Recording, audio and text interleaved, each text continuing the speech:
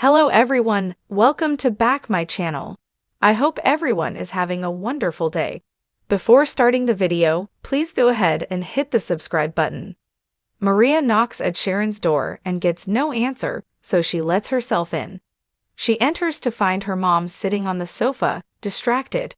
"Are you all right? You were a million miles away." Sharon says she's fine and happy to see her. Maria asks if she's sure. She didn't hear her when she knocked, opened the door, or called out. Sharon says her mind's been wandering a bit lately. Mariah notices her tea is cold. Sharon thought she had just made it. Maria feels her head and wonders if she's coming down with something. Talk turns to Faith and her breakup. Sharon says she's determined to move ahead. Resiliency is a family trait. Maria wonders if Sharon and Nick freaked her out with the story of their ups and downs. Sharon thinks it reminded her how much love this family is capable of no matter what obstacles they face. That's what Faith is holding on to, and so am I. Diane enters Jack's office and asks if he's busy. She can only think about Kyle and how badly things have fallen apart with their son. Jebot is his legacy, and it's their dream for him to run the company one day. Jack hopes time will heal.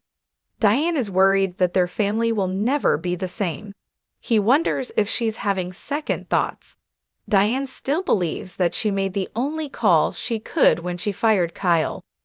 Diane tells Jack that Kyle's insubordination left her no choice. Jack says there are always choices.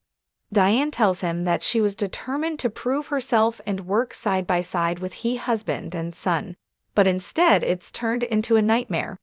Kyle is so resentful, angry, and condescending. It's a horrible mess. Jack can't believe they had to resort to such drastic measures. Diane says he went out of his way to undermine her. Jack muses that he's a bit old to be punished by his mother and father. Diane reminds him she offered to step down and switch positions with him, but Jack didn't want that. She wishes there had been another solution. Jack says this tells him that he made the right decision by not reinstating him as co-CEO. Their son has some maturing to do.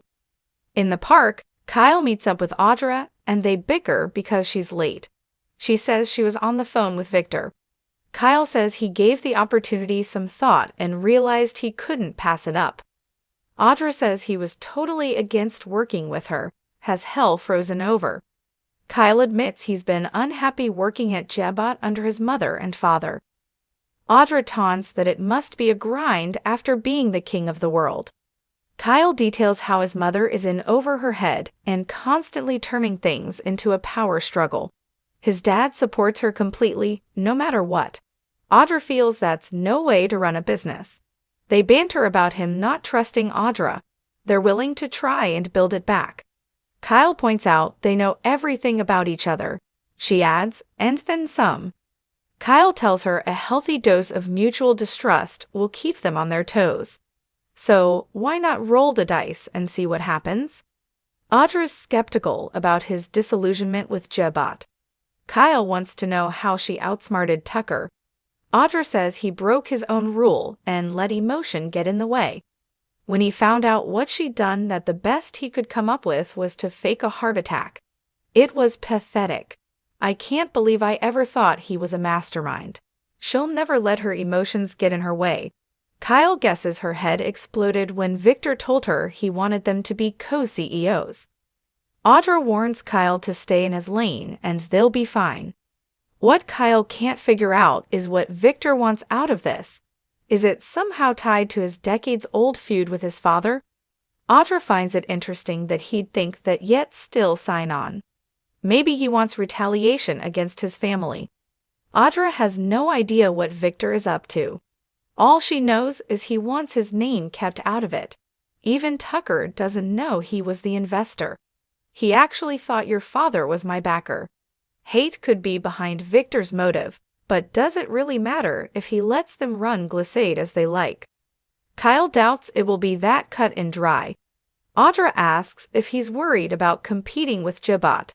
Kyle says that he couldn't be more excited. On Crimson Light's patio, Faith meets up with Lucy and tells her they kinda related, so they should get to know each other. Lucy asks her about how fun college is. Faith teases that you have to squeeze in studying amid the parties. Lucy learns she just broke up with her boyfriend and is sorry.